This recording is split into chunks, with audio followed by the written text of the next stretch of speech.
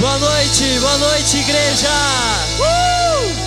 Mais um domingo que estamos juntos. Até aqui o Senhor nos ajudou. Quantos podem dizer aí na sua casa? Até aqui o Senhor nos ajudou. Salmos 30 diz assim: o Senhor transformou as minhas lágrimas em dança alegre, tirou as minhas roupas de luto e me vestiu com roupas de festa, para que eu cante louvores sem parar. Ele fez isso para que nós pudéssemos cantar louvores sem parar. Sim, Senhor meu Deus, eu sempre darei graças ao Senhor por toda a minha vida. Quero convidar você aí, coloque de pé e vamos juntos aplaudir a Deus e adorar o seu nome.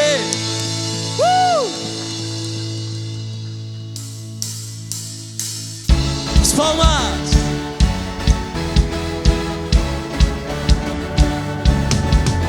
Hey!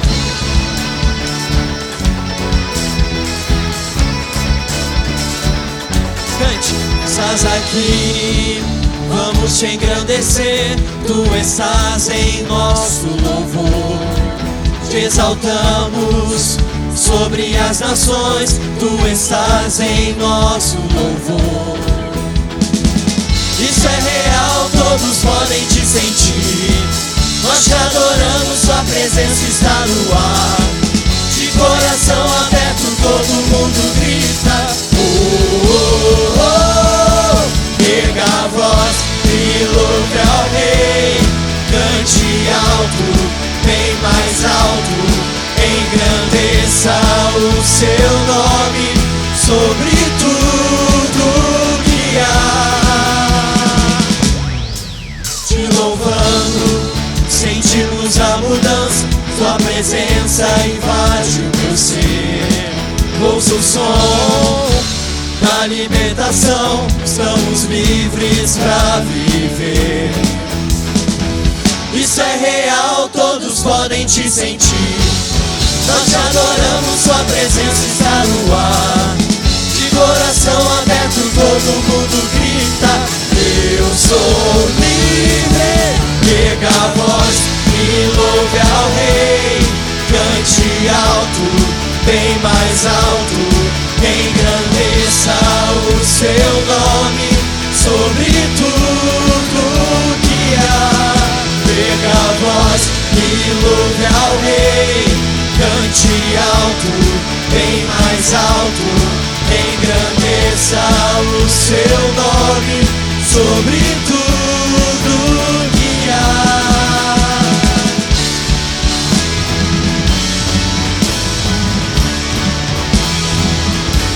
Erguemos a voz e a glória vem. Erguemos a voz e a glória vem.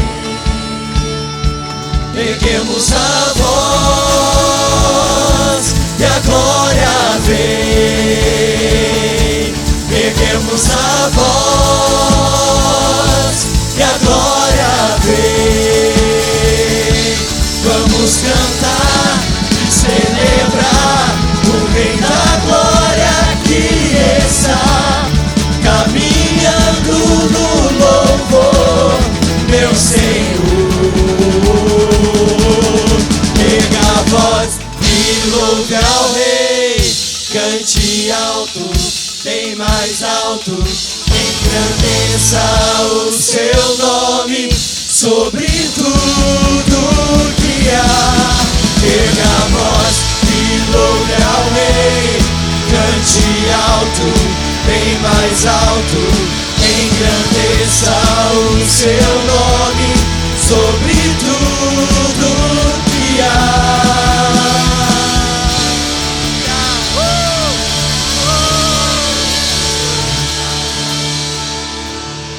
Nós te louvamos, Senhor.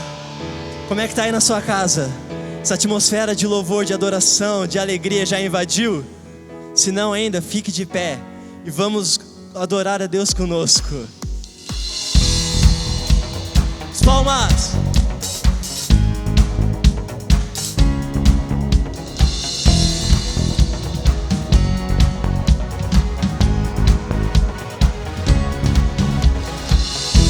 levanto com um motivo, sonhos a realizar. Vou viver só para ti, estou decidido. Tu me levantas pra ver tua glória, em teu amor novo sou, e a cada momento te dou. Sou livre pra sempre. Veja o sol no alto a brilhar, cores traz ao que preto e branco está. Tudo novo em Jesus vou encontrar. Isso é que é viver.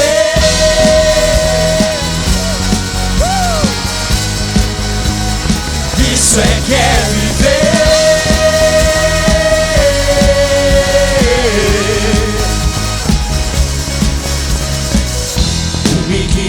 Em cada passo, sou completo em ti. Não há nada como viver a vida contigo em meu ser.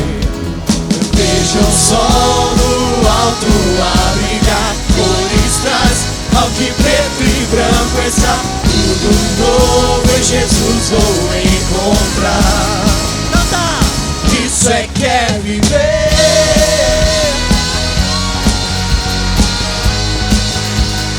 Isso é que é viver.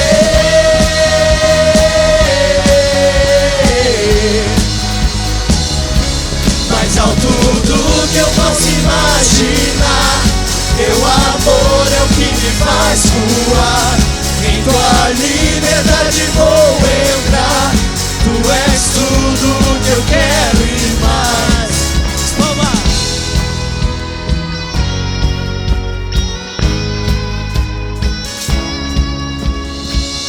O sol no alto a brilhar, cores traz ao que preto e branco está. Tudo novo em Jesus vou encontrar.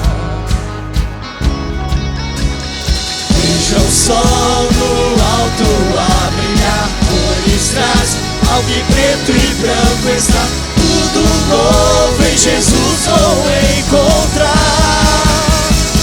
Isso é que é viver.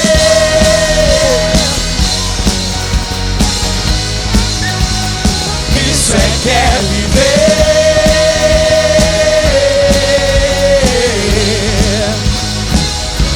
Mais alto do que eu posso imaginar, seu amor é o que me faz voar. Em tua liberdade vou entrar. Tu és tudo que eu quero e mais. Aleluia.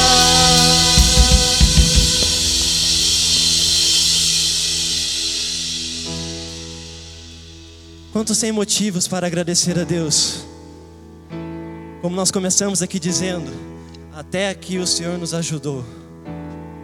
Ao longo de todo esse tempo, ao longo de todos esses meses, esses dias, de tantas incertezas, uma certeza nunca mudou: de que nosso Deus não falha, de que Ele não perde uma batalha, que Ele nunca é derrotado, que Ele nunca chega atrasado.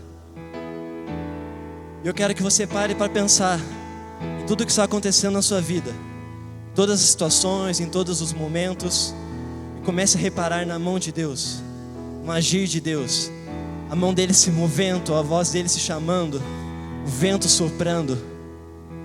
Como nós cantamos aqui, é Ele que vai trazer vida aos corações, Ele que vai dar cor aos dias. Aquilo que está preto e branco é Ele que vai trazer cor, que Ele vai trazer alegria, que vai trazer a paz, vai trazer a vontade de viver. Então adore conosco essa próxima música, tomando posse dessa palavra, que o nosso Deus, Ele não falha, Ele nunca perdeu, e isso nunca vai mudar. Aleluia, Deus.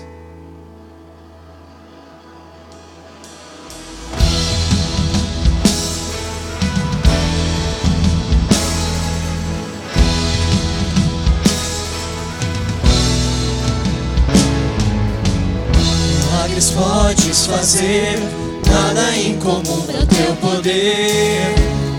Tua mão agindo está, segue vens a me visitar e a cada Lázaro ressuscitar. Tua voz chamando-me está. Sei que és poderoso, meu Deus, faz teu querer. Tudo é possível, tudo é possível em ti. Não perdeste uma batalha, não perdeste uma batalha. Eu sei, não perderás.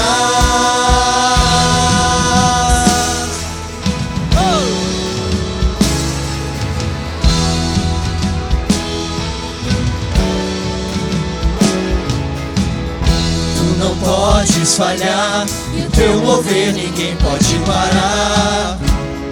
Teu vento está a soprar, e vão ao chão e as muralhas, assim como a de Jericó, limpando meu interior. Sei que és poderoso, meu Deus, faz teu querer. Tudo é possível, tudo é possível em ti. Não perdeste uma batalha, não perdeste uma batalha. Eu sei, não perderás. Tudo é possível, tudo é possível em ti. Não perdeste uma batalha, não perdeste uma batalha. Eu sei, não perderás. Não perdeste uma batalha, não perdeste uma batalha, não perdeste uma batalha. Não perderás, não perdeste uma batalha, não perdeste uma batalha, não perdeste uma batalha. Não perderás, não perdeste uma batalha, não perdeste uma batalha, não perdeste uma batalha. Não perderás, não perdeste uma batalha, não perdeste uma batalha, não perdeste uma batalha. Tudo é possível,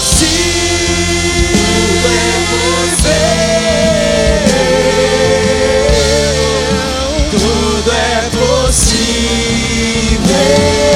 em ti. Não perdeste uma batalha, não perdeste uma batalha. Eu sei, não perderás. Tudo é possível, tudo é possível em ti. Não perdeste uma batalha, não perdeste uma batalha.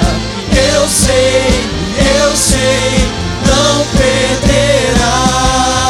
Eu sei, não perderás. Eu sei, não perderás. Hey! Você acredita nisso? Você consegue cantar conosco? Nosso Deus nunca perdeu, cante.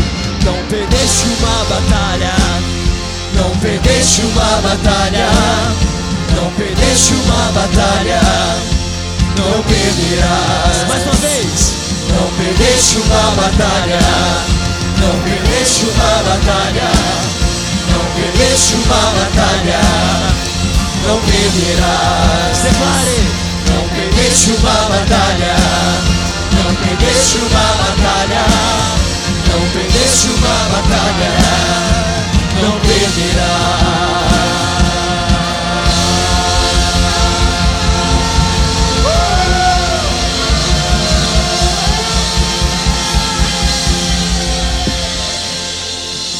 gente querida, graça e paz, boa noite.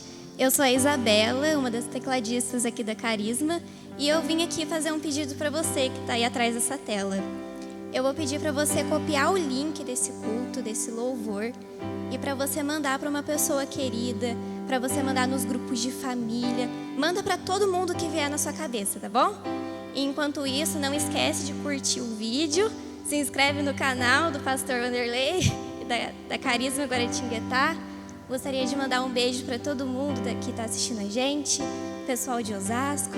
E é isso, muito obrigada. Vamos continuar engrandecendo o nosso Deus, amém? Vamos lá!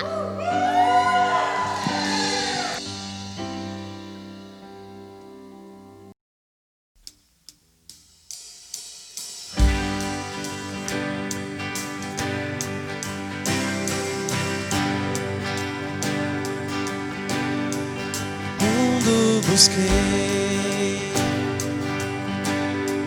mas andei vazio. Não existe um tesouro, fama ou valor possam me encher. Mas você chegou, me trouxe pra mais perto.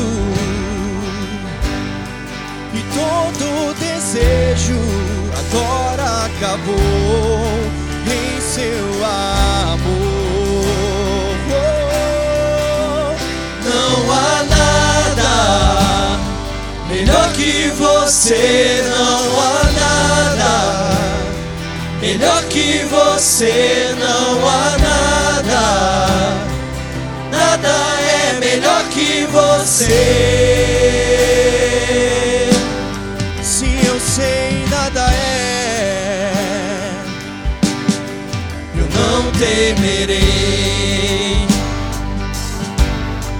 Mostrei meus defeitos, minhas falhas e erros, você conheceu e ainda me amou. Porque é o Deus dos montes e o Deus dos vales. Não existe um lugar que a graça e o amor não possam me achar.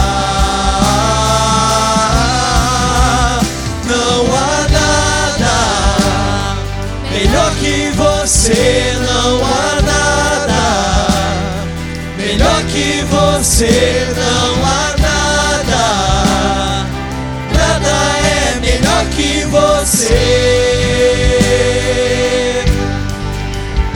Não há nada melhor que você, não há nada melhor que você, não há nada, nada é melhor que você.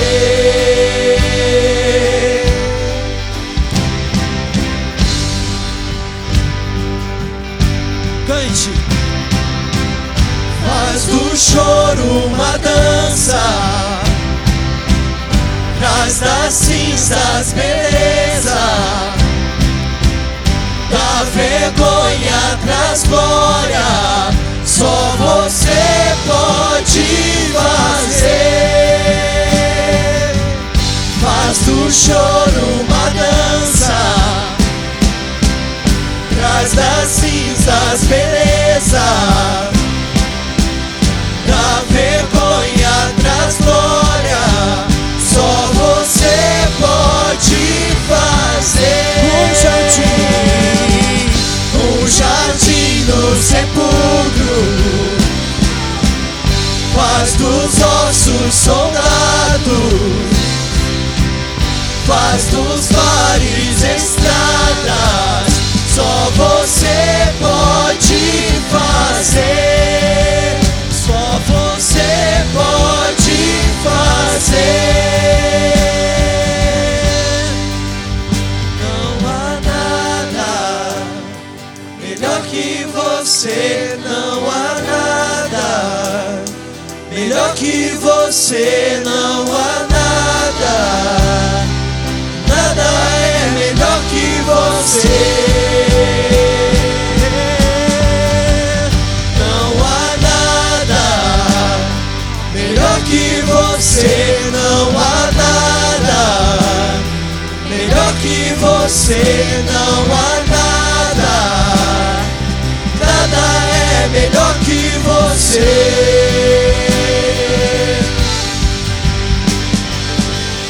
Um jardim no sepulcro faz dos ossos soldados,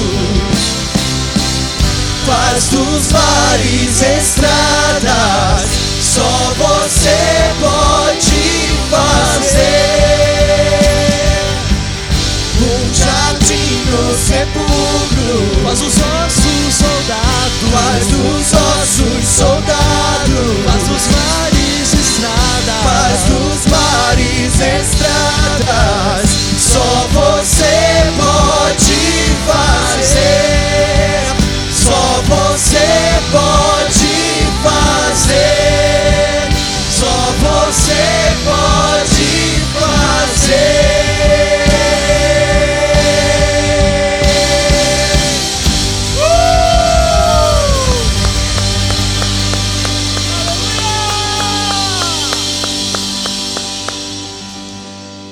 Como é bom!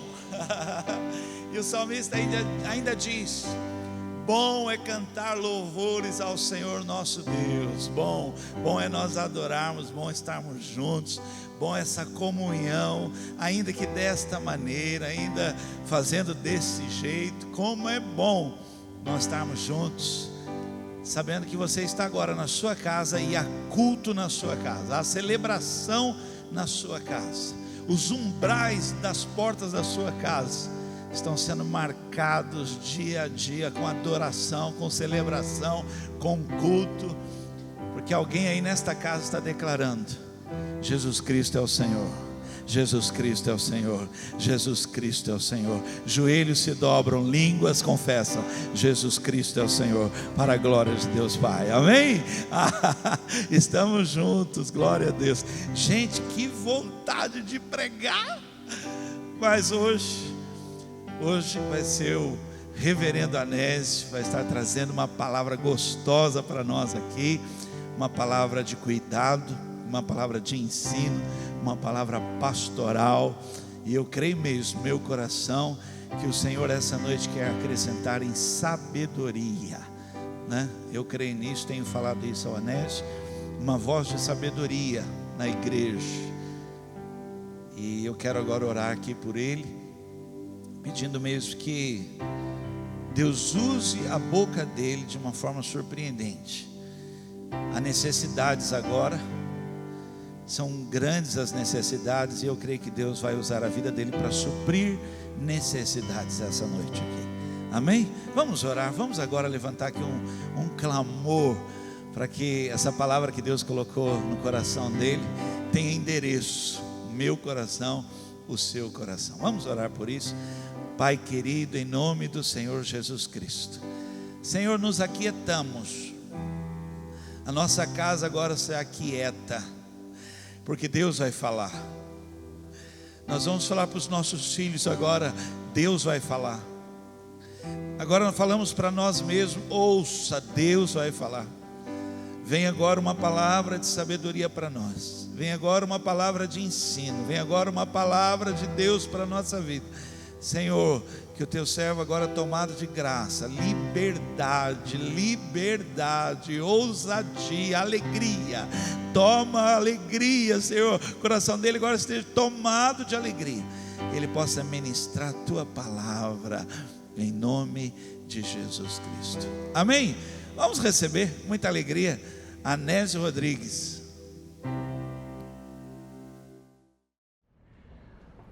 Olá, irmãos, um prazer estar com vocês aí da Carisma de Guaratinguetá. Para quem não me conhece, meu nome é Anésio.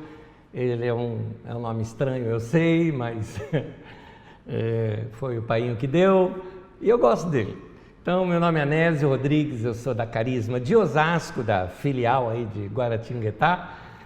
E é um prazer, aliás, é uma honra muito grande de estar aí com vocês. Eu quero agradecer publicamente ao Vanderlei, que tem sido assim para mim uma inspiração na área pastoral, porque é um homem que tem cuidado pelo rebanho. Irmãos, como ele ama vocês, como ele ama. Ele ama esse rebanho de uma maneira incrível, a maneira assim, doada. Ele e Eloíde deram a vida. Aliás, sua família, você nota sua filha, seu filho, a maneira como eles são tão envolvidos na vida da igreja, não é? A Larissa desde pequenininha já, né, envolvida nas coisas da igreja, o próprio Renan também, que hoje um homem já, né, um futuro pastor desta igreja aí de vocês, hoje ministro de música e louvor. Eu tenho certeza que a igreja de vocês está assim bem guardada nesse sentido. Vanderlei e Eloíde, vocês são como pais para essa igreja.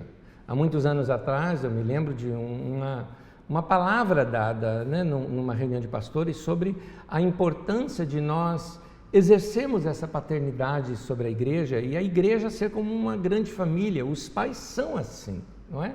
Os pais se doam pelo rebanho. Nesse nosso doar, eu queria que os irmãos entendessem que a gente passa praticamente a nossa vida pensando o tempo todo na igreja. A gente fica pensando o que é que vamos pregar, o que é que vamos falar, como é que está esse detalhezinho aqui, aquele detalhezinho ali. A gente fica olhando a estrutura física do local, a vida de cada membro, né, da igreja, como podemos recebê-los melhor. Nesse tempo de pandemia, vocês não imaginam a preocupação e o aperto do nosso coração. Será que eles estão bem? Como será que eles estão? Como é que eles estão enfrentando esse momento do confinamento? Ou agora que está todo mundo saindo para as ruas, mas a igreja ainda não está no seu funcionamento de 100%. No caso aí em Guaratinguetá. Osasco, então, nós nem começamos ainda nossas reuniões públicas, porque achamos mais seguro permanecer assim um tempo, afinal de contas, cinemas não voltaram, teatro não voltou. Então, fazer ajuntamentos, encontramos que aqui na nossa região não é a melhor postura possível a ser tomada. Mas a gente fica com esse aperto no coração. Pastor é assim, pastor é assim. Nesses pensamentos sobre a igreja, eu bati um papo com o nosso grupo de pastores, né? Pastores da Carisma de Osasco, de Guaratinguetá, batendo um papo com eles sobre este nosso novo começo como igreja, porque tivemos uma interrupção, não é? No fluxo de vida normal de uma igreja ao longo de 2020.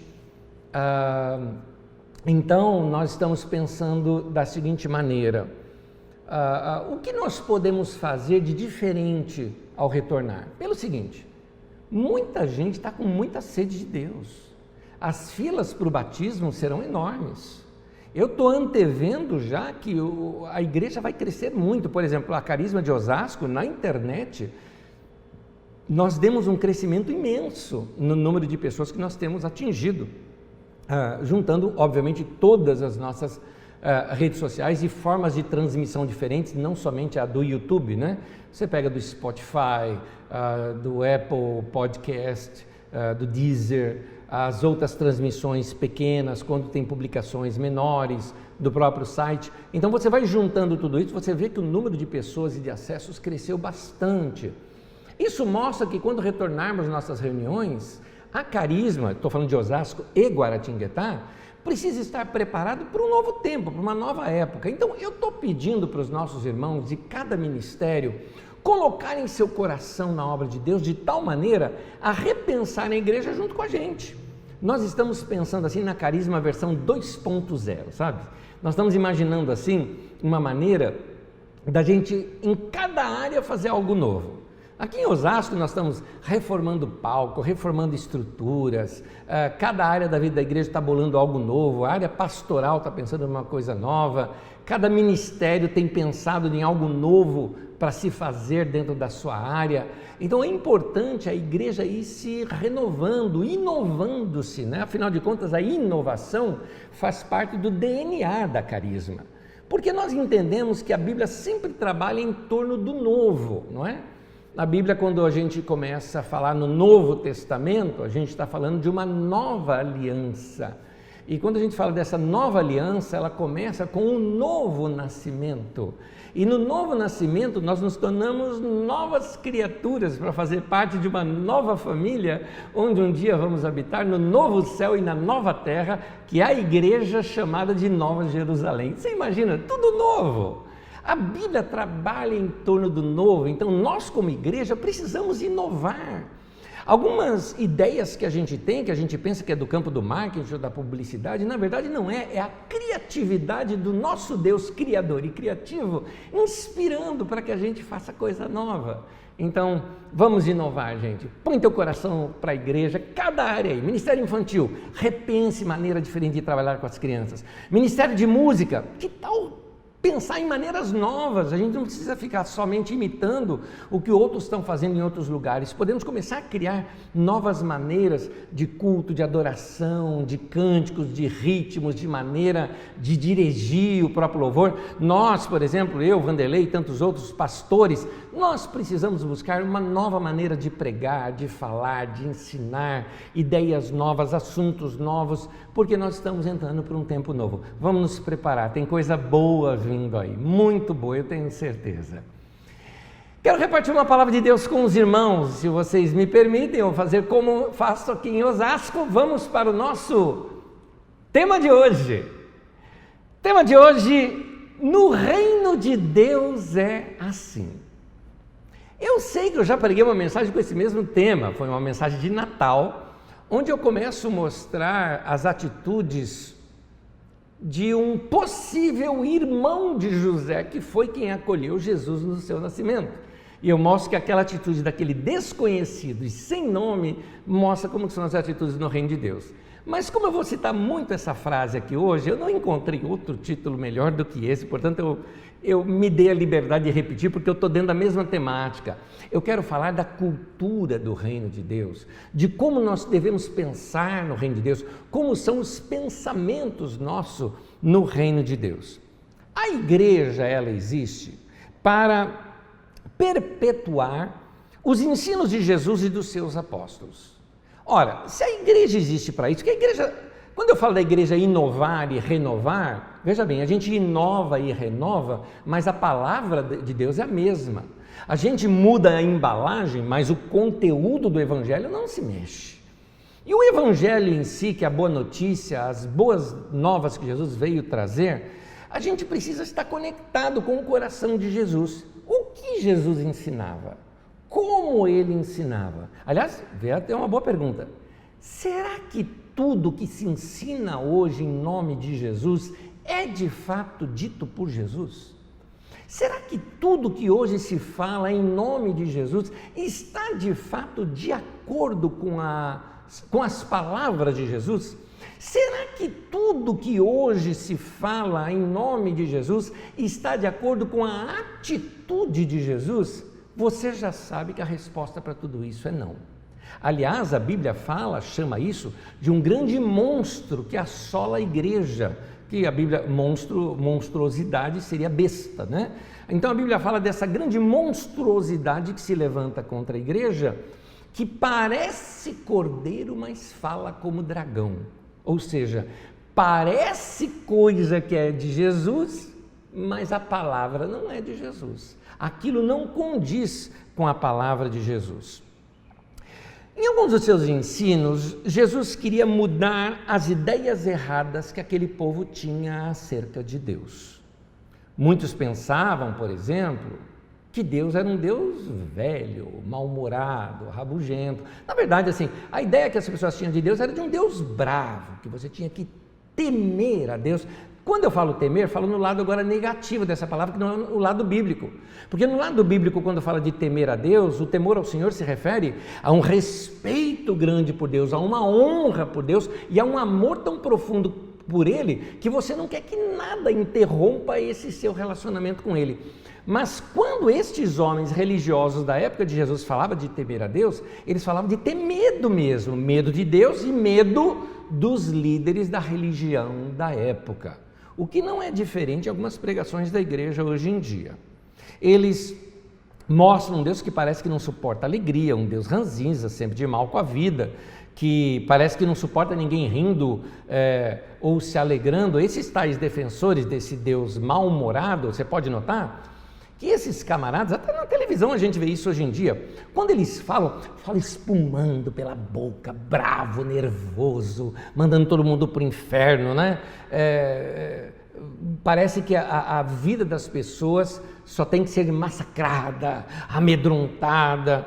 Aliás, eu costumo dizer que esses tipos de pregadores precisam do inferno, eles precisam. Porque se tirar o inferno e o diabo, eles não têm mais o que pregar. Vamos ser sinceros.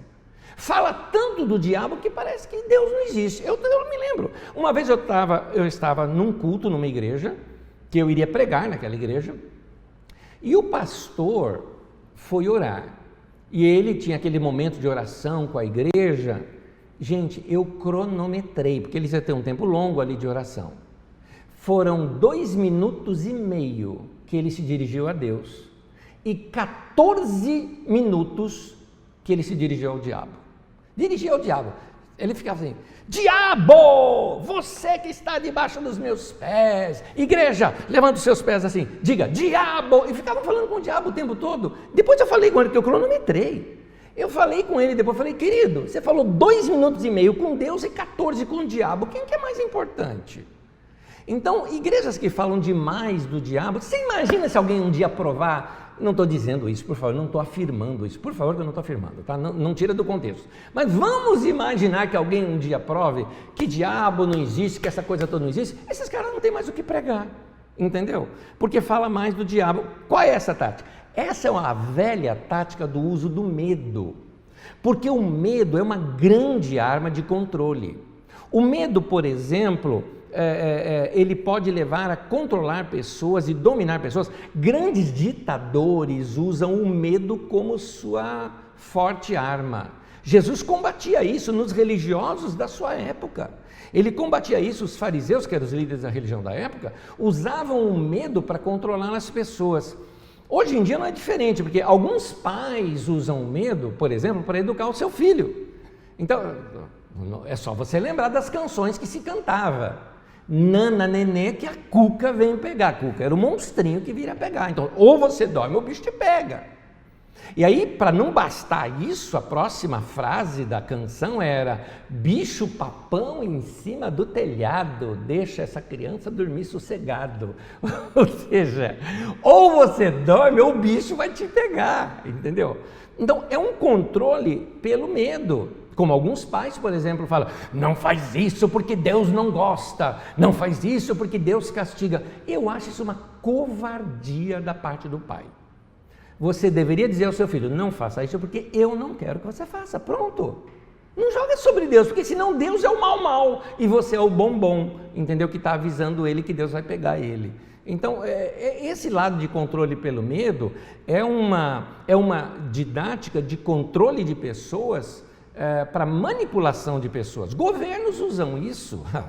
Nós estamos em época de eleição, aí vem aquelas histórias todas: olha, se você não eleger tal candidato, você vai perder o Vale Leite, você vai perder o Bolsa Família, vota em mim, senão vai faltar água, senão o asfalto da rua não sai. Ou se você não votar no nosso candidato, olha, essa obra que nós começamos não vai ser terminada. Aliás, é muito comum nesse período agora que nós estamos com eleição para prefeito, que começam a fazer obras na cidade inteira, não é? E tudo obra assim, termina ou não termina, termina ou não termina. Se você votar, ele termina, se não votar, ele não termina. Então, de novo, pelo medo se faz um controle sobre o povo. Mas vamos para o nosso assunto, que o nosso assunto é religião. A religião usa isso para manipular o povo, por exemplo, para arrecadar mais dinheiro. Aquela história, né? Se você não der o dízimo, o diabo vai... Aliás, não é o diabo que fala, é o diabo, né?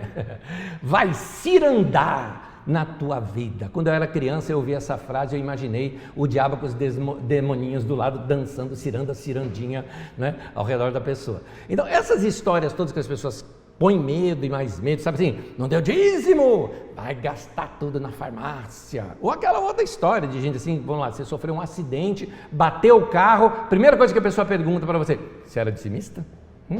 Você era dizimista? Então, controla as pessoas pelo medo. Olha, se você não vier no culto, você não vai ter a bênção de Deus. Como se a bênção estivesse no local de reunião e não no Espírito Santo, que é Ele que é a bênção de Deus para nós, não é?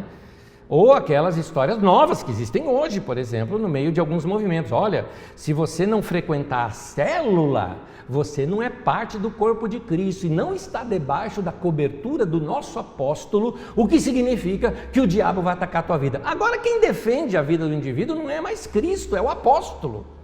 E você tem que estar debaixo da cobertura dele, estando numa célula que é a Engini, né, que é a organização de controle, né, o maquinário de controle de pessoas que ele tem dentro da igreja. E assim a canção, a velha canção, Bicho Papão em Cima do Telhado, ganha suas novas versões na nossa vida adulta, com outras formas, com outras maneiras de se expressar. Sendo assim, o medo se torna um ingrediente indispensável da religião que quer controlar as pessoas. Bem ao contrário ao Evangelho de Jesus, tudo isso, porque o Evangelho de Jesus nos torna livres.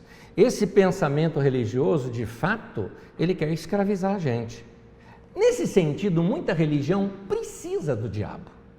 Algumas pessoas às vezes me perguntam, Anésio, por que você fala tão pouco sobre o diabo? Hoje eu estou falando. Por que você fala tão pouco sobre o diabo? Porque eu não preciso dele. Jesus me mandou eu pregar boa nova, boa notícia, coisa boa. Eu quero pregar o Evangelho, eu quero mostrar que você pode ser livre, eu quero mostrar que tem uma vida abundante que Jesus veio para nos trazer, que ela começa aqui e termina assim, ela não termina, né? Porque ela vai por toda a eternidade, é uma coisa maravilhosa. Esse é o Evangelho de Jesus. Mas e se o povo tiver opresso? Conhecereis a verdade e a verdade vos libertará. E a verdade é Cristo, é Jesus, né? Não essa enrolação que o pessoal faz hoje aí na mídia com esse texto bíblico, né? Mas para manter o povo fiel, muitas pessoas usam esse medo do demônio, porque o medo do demônio acaba sendo mais eficiente do que a doçura da pregação da presença de Deus. É por isso que muita igreja fala tanto sobre o diabo. E você vai notar que na Carisma não é assim. Tanto Osasco como Guaratinguetá, nós não damos ênfase, nós sabemos que o diabo existe, sabemos. E não ignoramos os seus ardis, como a Bíblia mesmo nos ensina. E como é que eu não ignoro os ardis do diabo? Andando na palavra de Deus, que é a minha intenção hoje aqui, abrir as Escrituras com vocês e vermos a doutrina de Jesus, o ensino de Jesus, o caminho de Jesus que nós devemos seguir. Nesse sentido, gente, o diabo leva mais gente para a igreja e mantém mais gente na igreja do que a pregação sobre a bondade de Deus. É verdade, vamos ser honestos porque é verdade. Tem um monte de gente na igreja, ele está na igreja com medo do diabo, porque ele fala, se eu sair daqui o diabo me pega, se eu sair daqui acontece alguma coisa. Aí não é amor, aí não é evangelho, isso não é o evangelho libertador do nosso Senhor Jesus. Tem um ateu, mas ele foi um grande escritor, aliás, o único prêmio Nobel da língua portuguesa foi através desse português, Saramago. Ele, fazendo uma crítica irônica para a igreja, ele cita num dos seus livros, numa história que ele mesmo criou, em que o diabo decide converter-se ao cristianismo, pois ele entendeu que a causa dele era uma causa perdida. Mas nesse momento Deus se vira para ele e diz assim, você não pode se converter, porque sem você eu não existo. Nota, eu não estou afirmando que o que Saramago disse é verdade, porque Deus não depende do diabo para existir, mas não sei se você entendeu a ironia do Saramago. Ele está dizendo que se você tirar o diabo de cena, esse pessoal não tem o que pregar sobre Deus, porque eles só conseguem pregar a Deus dizendo, olha, cuidado com o diabo, né? O tempo todo. Então, é assim que acontece em muitas religiões, não é só no cristianismo não, tá? Na verdade, isso acontece a rodo no paganismo, é que acontece. Só que o cristianismo passou por esse sincretismo, né? Misturando essas religiões, esses princípios que não são do Evangelho, Alguns vêm, nós vamos ver adiante, vêm lá da época em que os judeus ficaram debaixo dos persas e depois da época do platonismo. É de lá que vem essa ideia de dualidade, mas daqui a pouco eu vejo isso com vocês. É assim que acontece em muitas religiões e é assim também que acontece em muitas alas do cristianismo. Enfatiza-se o medo para manter a imagem do Deus que eles criaram, mantê-la viva na mente do povo. Porque eles criaram esse Deus mau, bravo, olha, ou você vem para o culto ou o diabo vai te pegar, né? Aquela coisa toda. Então, o Deus e Pai do nosso Senhor Jesus Cristo não é um Deus que nos manipula pelo medo. Ao contrário, Ele é um Deus libertador. Ele é o Deus da liberdade. Ele é o Deus da paz. É o Deus que nos atrai pelo seu amor. E o Evangelho, ele veio para te deixar livre desse tipo de medo. O medo é a ferramenta que está por detrás dessas manipulações religiosas.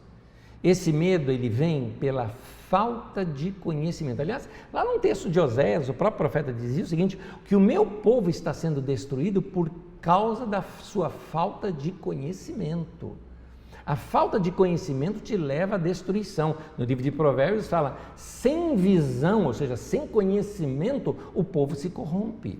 Sem direção clara, o povo se perde. Então, a falta de conhecimento é que gera o medo nas pessoas. Então, quanto menos conhecimento um povo tem acerca de Deus, mais se tem medo. E facilmente se é controlado por aqueles que se colocam como intermediários de Deus. É aqui que entra o meu ensino sobre o dualismo. Dualismo, na verdade, é algo que os judeus importaram quando estiveram debaixo do domínio dos persas. Toda terça-feira à noite a gente tem um estudo na Carisma de Osasco, que é transmitido no canal do YouTube da Carisma de Osasco na internet, chamado Didaquê. É um estudo bíblico que nós fazemos de modo cronológico. E no estudo cronológico nosso, nós já estamos naquela fase em que eles estão no cativeiro babilônico, no exílio babilônico, e que agora vem a Pérsia e domina a Babilônia. Acontece que a Pérsia foi muito bondosa para com os judeus, permitindo-os voltar para a Judéia e reconstruir Jerusalém, reconstruir os seus muros, reconstruir o templo. E aí é aquele período de Esdras, Neemias, profeta Zacarias, o profeta Ageu, o profeta Malaquias, esse período. Então, esse período da história, eles estavam tão assim gratos ao movimento que a Pérsia tinha gerado, que eles, sem perceber, importaram muito da cultura persa. E a cultura persa tinha essa questão do dualismo. Dentro da religião persa, eles entendiam que havia uma guerra constante entre o bem e o mal. E nessa religião persa, o bem e o mal eram coexistentes ali, e você corria o risco de o mal vencer o bem, né? E às vezes o bem vencia o mal. Passado um tempo, depois do domínio persa, os judeus também ficaram debaixo do domínio dos gregos. Isso 220 anos mais ou menos eles ficaram debaixo do domínio persa. Depois Alexandre o Grande ganha e eles ficam debaixo do domínio grego, e aí do domínio entre os Seleucidas e os Ptolomeus, e aí vem a história que você vai estudar comigo de terça-feira, lá no Didaquê, vem estudar com a gente. Nesse período, entra para dentro da igreja os pensamentos gregos, da igreja não, do judaísmo, os pensamentos gregos, ou seja, o platonismo. Feito por Platão, era uma ideia desse dualismo, essa guerra do bem contra o mal. Quando isso chega para a igreja começa a interpretar, isso é muito vivo hoje no meio da igreja, a ideia de nós e eles, o bem contra o mal, a igreja contra o mundo. Então, é interessante que para sustentar essa doutrina do medo, o dualismo então caiu como uma luva para esse povo que precisava de argumentos para manter essa doutrina do medo. É como se existisse essa grande guerra do bem contra o mal, e o medo do mal prevalecer, os leva a serem o quê? Guerreiros do bem, numa espécie assim de jihad evangélica, não é? Aquela ideia, vamos dominar tudo para poder deter o mal e exterminar os infiéis. Esse pensamento está fortíssimo hoje no Brasil e nos Estados Unidos e em alguns outros países assim chamados cristãos. Criou-se a ideia de domínio. Eles dizem que a igreja tem que dominar o mundo, dominar o mal, controlar o mal no mundo, ou seja, a igreja, isso eu participei, inclusive, fui convidado de reuniões de apóstolos no Brasil para tratarem sobre as estratégias evangélicas para assumirem o poder da nação. Então a ideia é assumir a política, assumir a educação, a saúde, as finanças e alguns outros itens também, e a partir daí implementar na força o reino de Cristo na nossa nação. Isso é chamado de a teologia do domínio, e ela é assim adorada, idolatrada, salve, salve, pelos políticos evangélicos em época de eleição. Você pode notar a frase deles, normalmente é: temos que colocar lá os nossos candidatos, senão nós vamos ser perseguidos pelos comunistas que estão no poder. Cada dia, cada época é um demônio, né? Nesse período agora é o demônio, chama-se comunista. Outra época são outros demônios que aparecem, né? Então, assim, mais uma vez, essa teologia do medo e a teologia do domínio são usadas para manipular as pessoas a quê? A votarem nos seus candidatos. É aí que aparece, por exemplo, os chamados pastores candidatos. Vamos lá, gente. Aliás, meu irmão, se você está me ouvindo e você usa este título de pastor para se candidatar, eu vou te pedir, por favor, para com isso, tira o título de pastor, não me envergonha, eu sou pastor, não me envergonha, eu posso falar porque eu sou pastor. Eu tenho vergonha disso, porque ou você é pastor ou você é político, não dá para ser os dois. Meu irmão, eu trabalho 6 dias por semana, eu só tenho um dia de folga. Porque pastor é a igreja, requer tempo, requer dedicação, requer coração. Não dá para ser pastor e ser outra coisa, meu irmão. Ou você é pastor ou você é político. Eu não sou contra ser político. Que você seja, tem pessoas que têm vocação. E se tem vocação, por que não estuda para a área? Por que não se prepara para a área? Aí você tem pastor que mal sabe falar coisas da Bíblia, que mal entende a Bíblia, vai se candidatar a político. Esses são fáceis de serem corrompidos. Por quê? Aí nós elegemos pessoas com esses títulos de pastor, passa a ser chamado deputado pastor fulano de tal. E aí o que a gente faz? A gente faz as pessoas não cristãs a pensar o quê? Ora, aquele é um líder evangélico, então os evangélicos pensam daquela maneira. Aí você entra aqui no Brasil, estou falando de coisa aqui de menos de um mês atrás, algumas semanas atrás, um dos pastores, que foi até candidato a presidente da República nas nossas últimas eleições, um candidato a pastor, líder de um determinado partido político aqui no Brasil, líder de partido, isso é importante também falar, foi preso acusado de corrupção na saúde. Gente, em época de pandemia, o cara roubando dinheiro que era destinado para a saúde pública e o indivíduo se chama de pastor. Pode uma coisa dessa, Arnaldo? Pode isso, Arnaldo?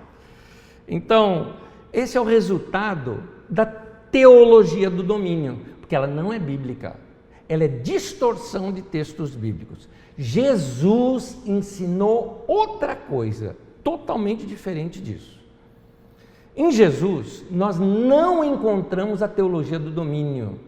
Em Jesus, nós encontramos a teologia do serviço. A igreja está aqui para servir o mundo, não para dominar sobre eles. Os religiosos da época de Jesus esperavam um Messias que se levantaria e subjugaria os romanos, tomaria o poder, mataria seus inimigos, como eu já disse aqui, numa jihad, né? Assim, naquela guerra santa. E aí Jesus vem e diz: vocês estão tudo enganados. Meu Pai não é assim, é o que Jesus ensina. Então vamos ler aqui Mateus capítulo 5, de 43 até 48. Mateus 5, de 43 a 48, o texto diz assim: Vocês ouviram que foi dito: ame o seu próximo e odeie o seu inimigo. Mas eu lhes digo: amem os seus inimigos e orem por aqueles que os perseguem, para que vocês venham a ser filhos de seu Pai que está nos céus. Porque Ele, o Pai que está no céu, faz raiar o seu sol sobre maus e bons e derrama chuva sobre justos e injustos. Jesus está dizendo o seguinte: vocês estão entendendo tudo errado. Note que Jesus não está corrigindo a Bíblia Sagrada. Ele não disse, vocês leram o que está escrito. Ele disse, vocês ouviram o que foi dito. Porque ame o seu próximo está na Bíblia, mas odeie os seus inimigos não está. Mas na época se ensinava como se tivesse. Está entendendo que tem um monte de coisa que é ensinada que não está na Bíblia? Vamos ver o que a Bíblia diz. Então o que Jesus está ensinando? Meu Pai não é assim. Meu Pai, Ele abençoa o bom e o mal.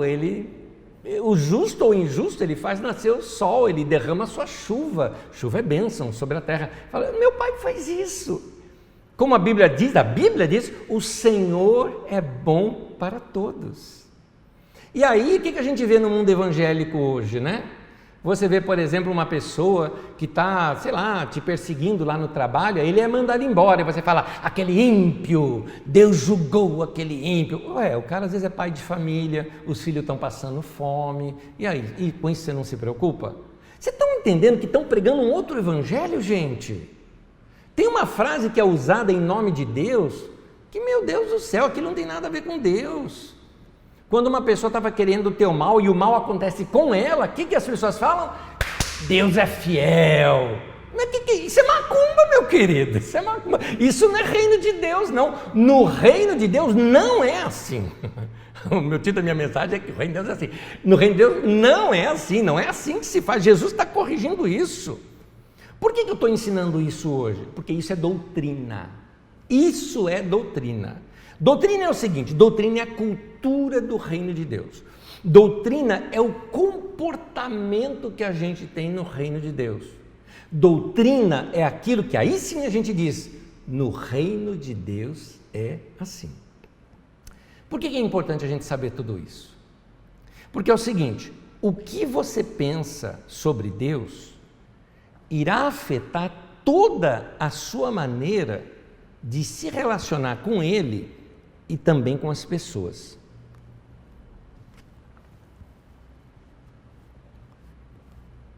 É importante você saber que Deus não muda por aquilo que pregam sobre Ele. Deus não muda sobre o que você pensa acerca dele. Eu acho que Deus é um Deus vingativo. Você pode pensar o que for, porque Ele não é. Ele não é assim. Ele faz diferente, não é?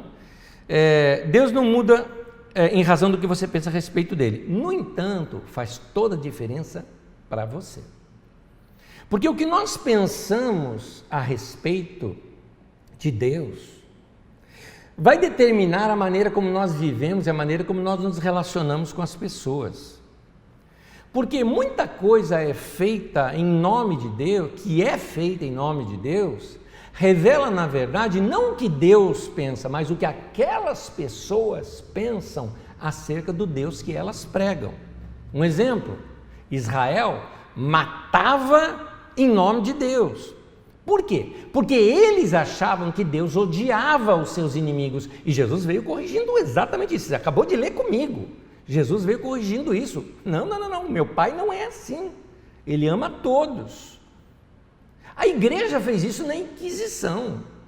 Quando você vê filmes da Idade Média, você tem assim até vergonha de se dizer que você é cristão. Você já viu gente sendo excluída da igreja, excluída da comunhão dos santos, porque a igreja não sabe perdoar pecados, e fazem isso em nome de Deus, expõem pessoas ao ridículo. É um absurdo tudo isso. Mas isso que as pessoas dizem de Deus não representa Deus, representa o que elas pensam acerca de Deus. Vamos voltar para o ensino de Jesus. O ensino de Jesus é maravilhoso. Ele nos ensina inclusive um caminhar. Nesse caminhar, quando Jesus fala caminhar, entenda, o caminho é a maneira na qual nós vamos nos relacionar com Deus na vida. O que? É a nossa doutrina, é a nossa cultura, como são as coisas no reino de Deus. E Jesus vem explicar que o caminho do reino de Deus é um caminho estreito, não é um caminho largo. Quando a gente ouve falar que é um caminho estreito, às vezes a gente pensa algumas coisas assim, crente não pode ver futebol, né? Porque essas coisas não são de Deus, né? Mulher não pode usar calça comprida, não pode ouvir música do mundo, senão você vai para o inferno. Mas a Bíblia não está dizendo de ir para o céu ou para o inferno. Jesus fala outra coisa aqui nesse texto. Vamos ver o que Jesus disse dentro do contexto do que ele disse? Aí a gente entende melhor esse caminho de Deus. Está em Mateus, no capítulo 7. Mateus 7 está encerrando ali 3 capítulos, 5, 6 e o 7, que Jesus vem ensinando sobre a doutrina no reino de Deus. Ele diz assim: entrem pela porta estreita, porque larga é a porta e amplo o caminho que leva à perdição. E são muitos os que entram por ela. Como é estreita a porta e apertado o caminho que leva à vida, e são poucos os que a encontram. Nota, gente, Jesus não está falando aqui de céu, ele está falando de vida. O céu é a continuação dessa vida. Ele está falando de vida, ele está falando de caminho, ele está falando de doutrina, ele está falando de como é a cultura no reino de Deus. No reino de Deus é assim. O que é que Jesus está ensinando? Ele está dizendo, quando ele fala do caminho, você vai ver mais adiante isso aqui comigo. Ele está falando do caminho que ele traçou no próprio Sermão da Montanha, Mateus 5, 6 e 7. É daquilo que ele está falando. E ali o que Jesus ensina? Por exemplo, Jesus ensina, amem os seus inimigos. Isso está lá em Mateus capítulo 5, 43, no capítulo 6, versículo 14. Eu recomendo você fazer uma leitura extensa, capítulos 5, 6 e 7 de Mateus. Várias vezes, medita nesses textos e você vai ver que aquele é que é o caminho que Jesus está falando. Então, com relação aos inimigos, Jesus fala, ore por eles, não fale mal das pessoas, abençoe, perdoe. Outra coisa que Jesus ensina ali em Mateus capítulo 6, não queira se parecer melhor do que os outros. Então ele fala para você ajudar os necessitados, que a sua mão esquerda não sabe quanto que a direita deu, a direita não sabe, eu não sei exatamente a ordem da esquerda e da direita, tá? Mas aquilo que uma mão deu que a outra não saiba. Ou seja, Jesus está dizendo, não faça as coisas para se mostrar para os outros. Quando você for orar, entra no teu quarto, vai lá, ora ao teu Pai que está em secreto. Você não precisa orar, ó amantíssimo Deus, poderoso Deus, eterno Deus e Pai que está no céu, em plena praça pública, para mostrar que você é um piedoso. Aliás, Jesus disse que quem faz isso já recebeu o seu galardão.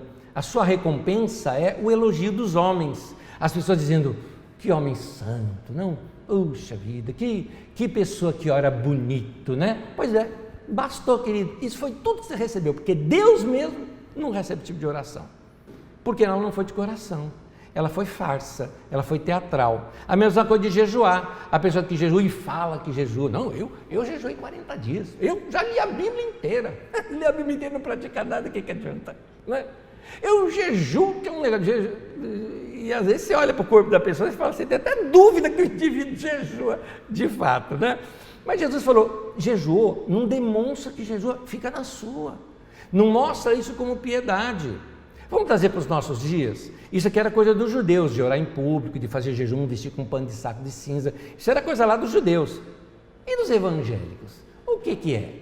Às vezes é no meio do culto, às vezes é a careta de adoração que a pessoa faz, parece que ela é tão íntima com Deus, depois fica brigando com a mulher em casa. Vocês viram essa semana, aliás, semana retrasada saiu até na internet o pastor brigando com a esposa, xingou a mulher, e ele não sabia que na live estava ligada a câmera, né? Brigou lá com a mulher, e assim, depois que ele briga, ele pensa que vai começar a filmar, ele começa, a paz, meus irmãos, e tudo mais. Então, gente, eu já vi isso acontecer na minha vida. Eu tinha ido na casa de um amigo, eu era adolescente, tinha ido na casa de um amigo, e estávamos indo para o culto, no carro do pai dele. o pai e a mãe na frente começam a brigar. E briga, e mó quebra-pau os dois. E o marido briga com a mulher com o marido, e brigando em voz alta, né? Ela falando, ei, você também, aquela briga toda, tudo mais. O meu amigo no banco de trás ficou com tanta vergonha que ele falou assim, pai, mãe, vamos parar, porque ele estava com vergonha que eu estava ali no carro com ele, né? O pai virou para ele, e você também cala a boca, menino. O cara travou. Eu estava olhando para o lado, olhando. Nós estávamos passando pelo Rio Tietê naquela hora. Eu fiquei assim, que lindo, Rio Tietê, aquela coisa toda. Eu falei, eu estou fora disso. Chegamos em frente à igreja. Ele chegava cedo para estacionar num lugar de status. Sabe qual era o lugar de status? Atrás do carro do pastor. Tinha a vaga do pastor, a irmão que chegava cedo, igual o pastor, parava o carro ali atrás da vaga do pastor, né? Então aquele irmão parou o carro ali atrás da vaga do pastor, virou assim para trás para todos nós e fez assim, todo mundo agora, quieto, porque nós vamos entrar na casa do Senhor. Aí desceu do carro e paz do Senhor, irmão, como vai? E a família também? A família vai bem, obrigado. Gente, Jesus falou, tira a máscara, não faz isso, não faz essas coisas só para aparecer para os homens, não é? Gente que finge caretas de adoração na igreja e quebra o pau em casa, não é assim que se faz. Jesus também ensina para a gente não dedicar a vida só para o dinheiro. Jesus ensina também a gente fugir do estresse e da preocupação, confiar em Deus, não sejais ansiosos por coisa alguma. Olha como Deus veste os lírios do campo, olha como Ele alimenta as aves do céu, que coisa linda, não é? Ele ensina a orar, é nesses capítulos aqui que ele vai ensinar a famosa oração do Pai Nosso. Ele ensina como orar, a atitude de coração quando a gente vai orar. E ele termina ensinando sobre perdão, se relacionar bem com as pessoas, e aquela frase célebre lá em Mateus 7,12 que fala, façam aos outros o que vocês querem que eles lhe façam. Trate o vendedor do jeito que você gosta de ser tratado. Trate o atendente da mesma maneira que você gosta de ser tratado. Então é assim. Aí Jesus, depois de pregar esse sermão todo, ensina todos esses princípios do caminho que é no reino de Deus, ele arremata com esse texto. Mateus capítulo 7, versículo 13 e 14, ele diz assim, entrem pela porta estreita, pois larga é a porta e amplo o caminho que leva à perdição, e são muitos os que entram por ela. Como é estreita a porta e apertado o caminho que leva à vida, e são poucos os que a encontram. O caminho apertado é o caminho que Jesus já vinha ensinando ali, citado anteriormente no texto. Pouca gente trilha nele, mas é nele que está a vida. Como eu já disse, o texto aqui não está falando do céu, está falando da vida. Jesus está ensinando, quer viver bem? Não seja falso, seja generoso, ame as pessoas, se relacione bem com as pessoas. A vida está em nós andarmos nos ensinos da palavra de Deus, meu querido. Em João, no capítulo 5, no versículo 24, eu lhes asseguro, disse Jesus, quem ouve a minha palavra e crê naquele que me enviou, tem a vida eterna. É interessante, vida eterna, querido, é a vida de Deus. É o melhor de Deus para nós. Não está falando de vida futura, a gente confunde vida eterna com vida futura. Vida futura é vida que vai vir. Ele falou, quem tem um filho tem a vida eterna. Não é a vida que vem, é a vida que já está. Porque se ela é eterna, ela está fora do tempo, não é futura. É presente, é passado, é futuro, é tudo. Quando nós nos entregamos para Jesus e andamos na sua palavra, quem ouve as minhas palavras pratica, né, como Jesus disse, ou aqui, quem ouve a minha palavra e crê naquele que me enviou, tem a vida eterna. Você passa a viver esse tipo de vida que Deus planejou para a gente viver. Como é que a gente pode viver essa vida? Vamos solidificar isso aqui. Provérbios 4, 10 diz assim, ouve, filho meu, e aceita as minhas palavras, e se multiplicarão os anos de vida. É claro que aqui o texto está falando de qualidade de vida. Meu irmão, aceite as palavras de Jesus. Tem alguém falando mal de você? Abençoe essa pessoa. É o que Jesus ensina. Alguém te traiu? Perdoe.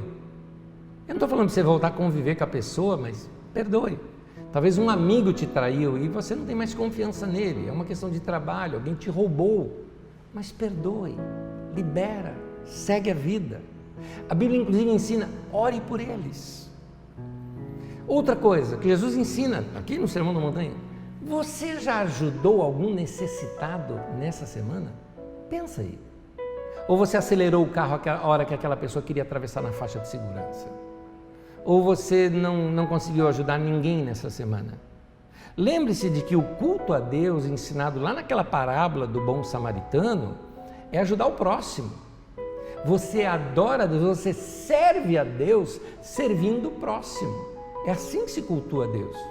Naquela parábola do bom samaritano, ele derrama sobre as feridas daquele homem que estava ali machucado, óleo e azeite e vinho, e isso não eram materiais antissépticos na época. A expressão derrama era uma expressão litúrgica, e Jesus está falando com um mestre da lei, que o cara entendeu perfeitamente o que Jesus estava querendo dizer. Jesus está falando, aquele sacerdote e o levita que passaram batido, não serviram a Deus. Eles achavam que estavam indo para o culto, mas o culto estava ali, no meio da rua, para servir aquela pessoa. Aquele samaritano sim, ele fez uma obra ali, ele fez um culto para Deus, cuidando daquela pessoa. Você serve a Deus servindo pessoas. Você é devoto, você jejua, você ora, você lê a Bíblia, você é dedicado para Deus? Não conte para se aparecer. Talvez você precise contar para o seu filho, para alguém próximo, para inspirar a pessoa também a estudar as Escrituras Sagradas. Mas não fale isso para se aparecer.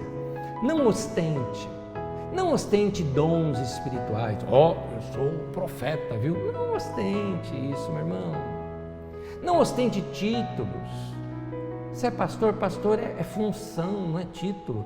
Não tem um texto na Bíblia que tem pastor fulano de tal, não existe isso na Bíblia. Não ostente título, seja o que você é, sirva a Deus. Você não precisa ostentar que você é diácono, presbítero, pastor, apóstolo, cardeal, arcebispo, vice-deus, arcanjo. Você não é irmão, você é gente, você é pó, como eu. Vamos servir a Deus da melhor maneira possível. Nosso prazer está em servir. No reino de Deus é assim. No final disso tudo que Jesus ensinou, nas últimas palavras praticamente desse sermão de Jesus, desse ensino sobre vida, não é? Que ele começa dizendo bem-aventurados são os que, e a palavra ali bem-aventurança, na língua original, fala de estar num caminho, mostrando que a felicidade do cristão está nesse caminhar com Deus, né? Nesse caminhar da humildade, da vida, do serviço, não de domínio, de vingar os inimigos ou coisa parecida. Não, o reino de Deus é diferente. Jesus falou, meu Pai não é assim, meu Pai é de outra maneira, meu Pai é amoroso. E aí Jesus termina isso tudo dizendo assim, Mateus 7, versículo 24 e 25 diz assim, portanto, Jesus está concluindo, quem ouve estas minhas palavras e as pratica, nota que ele falou, quem ouve estas minhas palavras, estas quais? Estas que ele acabou de dizer, do Sermão da Montanha. Quem ouve estas minhas palavras e as pratica, é como um homem prudente, que construiu a sua casa sobre a rocha. Caiu a chuva, transbordaram os rios, sopraram os ventos, deram contra aquela casa e ela não caiu, porque tinha seus alicerces na rocha. Meu irmão querido, se você ouviu essa palavra, pratica. Quem ouve essas palavras de Jesus e pratica estas palavras de Jesus, de ser manso, de ser humilde, de ser misericordioso, de ser justo, de ser correto, estou falando das bem-aventuranças, de praticar a generosidade, de dar esmolas, de ajudar pessoas, de orar pelos que perseguem, de abençoar, de não amaldiçoar, de não falar mal dos outros, não ser fofoqueiro, ao contrário, abençoar, orar pelas pessoas, até pelos inimigos você orar. Quem ouve estas palavras e as pratica, tem uma casa, uma vida fundamentada na rocha, é sólido. Aí pode vir tempestade, pode vir isso, aquilo, e a sua vida nunca vai se afastar do Evangelho. Por que muitas pessoas têm uma vida de altos e baixos, né? Hoje está na igreja, amanhã já não sabe se tem mais, né? Ah, não vou vir mais na reunião. Ai, Deus não fala comigo. Para com esse melindre todo. Vai ser crente firme. Vai ser gente apegado com a palavra de Deus. Eu termino contando uma historinha muito rápida. Já contei diversas vezes, mas ela é bem ilustrativa, até por ser real e na minha vida. Foi no dia 6 de janeiro de 1974, quando tivemos uma enchente imensa na nossa casa, uma enxurrada assim que parecia ondas, né? Enxurrada enorme, 1,5 metro de água dentro de casa.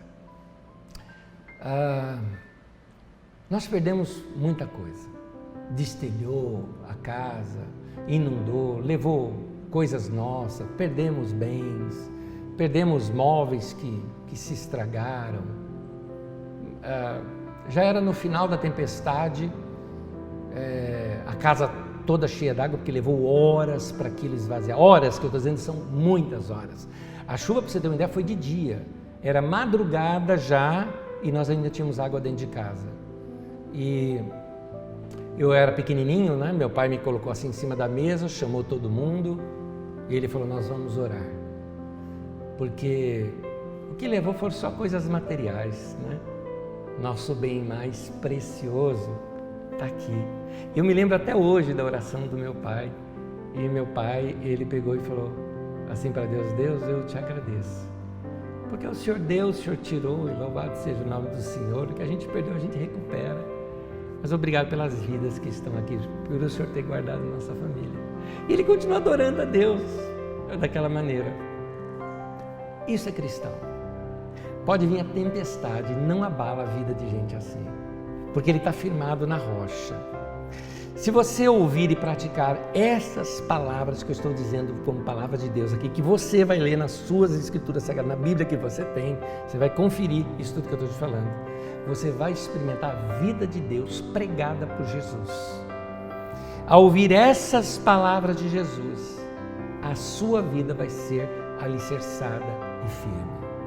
Meu irmão, quando alguém vier com essa história toda, o crente tem que dominar, o crente tem que ser poder, sabe aquela ideia distorcida do texto do Antigo Testamento? Você tem que ser cabeça e não ser cauda, estar por cima e não por baixo, que é um texto distorcido. Fala para essa pessoa, eu sigo Jesus.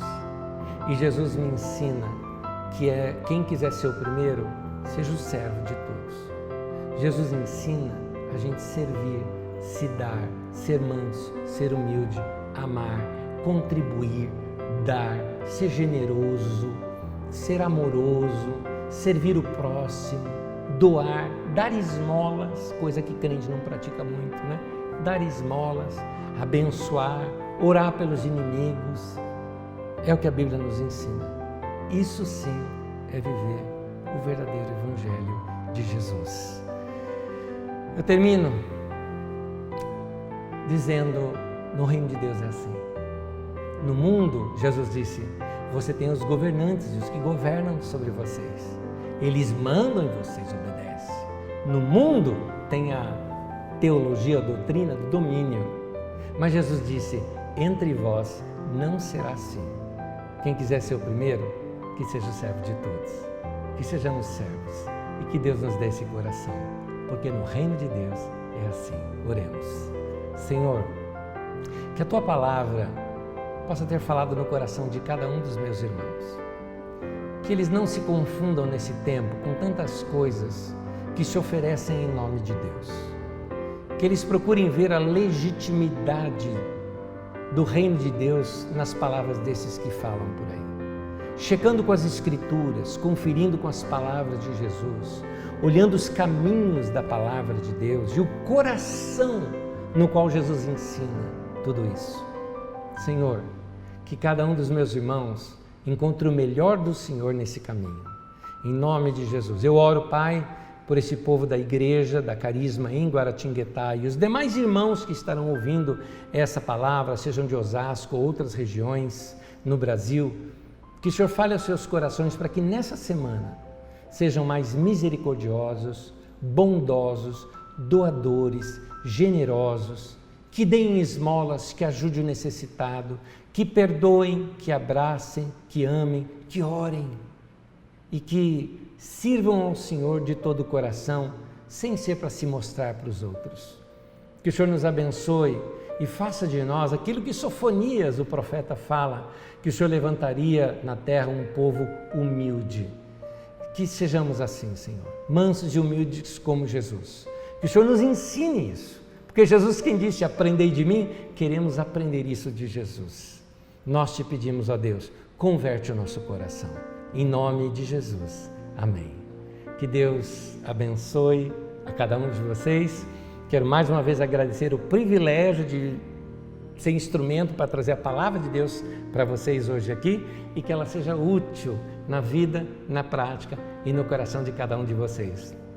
O meu beijo para essa igreja querida, esse povo querido de Guaratinguetá. Um beijo para vocês e lembra, no reino de Deus é assim. Deus te abençoe. Amém. Glória a Deus. Quem tem ouvidos, ouça. Como é bom nós sermos pastoreados. Eu sei que nem seria prudente da minha parte querer acrescentar algo, mas quem tem ouvidos, ouça. Que você permita que o que foi falado tome o seu coração de alguma forma. Que você permita andar pela palavra, andar sobre a palavra. Que você permita que essa palavra ela trabalhe e ela venha produzir algo no seu coração. Que Deus tem intenções, Deus tem planos com a minha vida e com a sua vida. Amém? Quero consagrar com você o seu dízimo, a sua oferta. Vai aparecer aí a conta da Carisma e você pode agora fazer a sua transferência ou já se programar para essa semana. Você então consagrar o seu dízimo, a sua oferta. Na quarta-feira nós estamos tendo culto presencial. Algumas pessoas estão trazendo aqui, estão entregando aqui na Carisma. Mas você que ainda não está vindo e vai fazer online, né? Vai fazer aí de uma forma digital. Eu quero estar orando com você agora. Amém? Vamos orar. Pai, em nome do Senhor Jesus Cristo, Senhor, eu oro junto com cada um agora que o coração já falou o valor, junto com cada um agora que algo no coração já saltou, o coração já motivou, já partiu lá do coração algo, Senhor. Eu quero orar com essa pessoa já entregando, com essa família já entregando, com esse casal já entregando já, porque há alegria nisto, Senhor, há alegria nisso. E eu oro para que se cumpra a Tua palavra, em nome de Jesus Cristo. Amém? Gente, vamos entrar em outubro? Vamos? Vamos entrar em outubro com as portas abertas? Vamos? Com todos os cuidados, né? Vamos celebrar com todos os cuidados. A gente vai estar dando os avisos. A igreja já está toda preparada já para receber você, né? Para você estar aqui celebrando conosco, tá bom? Uma boa semana, Deus te abençoe. Anésio, abraço do coração. Pessoal aí da região, Osasco, Santos, pessoal de Portugal, pessoal do Rio, beijo no coração de vocês, uma boa semana. Vamos adorar.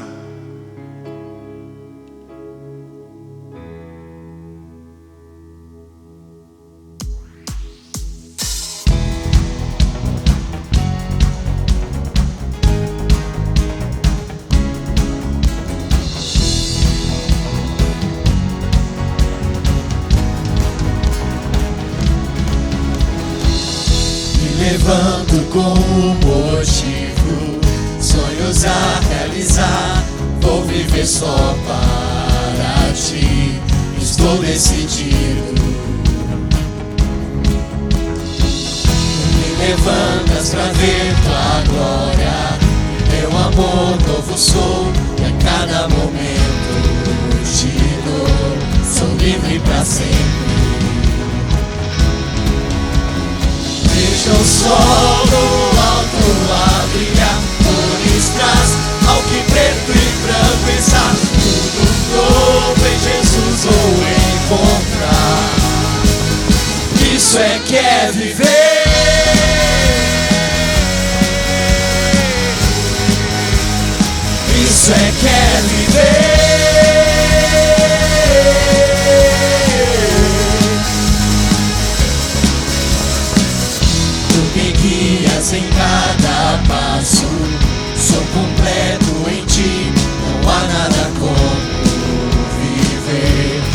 vida contigo em meu ser. Vejo o sol no alto a brilhar, cores traz, mal que preto e branco está. Tudo novo em Jesus vou encontrar. Isso é que é viver.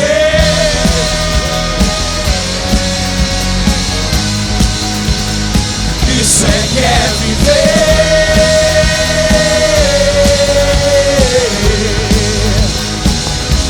Mais alto do que eu posso imaginar, teu amor é o que me faz voar. Em tua liberdade vou entrar. Tu és tudo que eu quero e mais. Toma!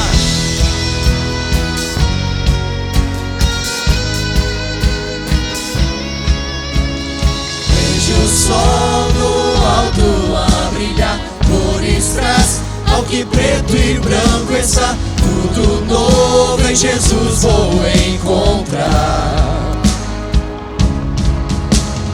Vejo o sol no alto a brilhar, cores traz, ao que preto e branco está. Tudo novo em Jesus vou encontrar. Isso é que é viver.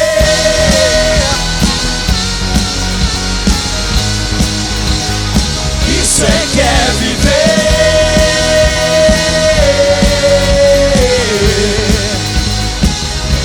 Mais alto do que eu posso imaginar, teu amor é o que me faz voar. Em tua liberdade vou entrar. Tu és tudo que eu quero e mais.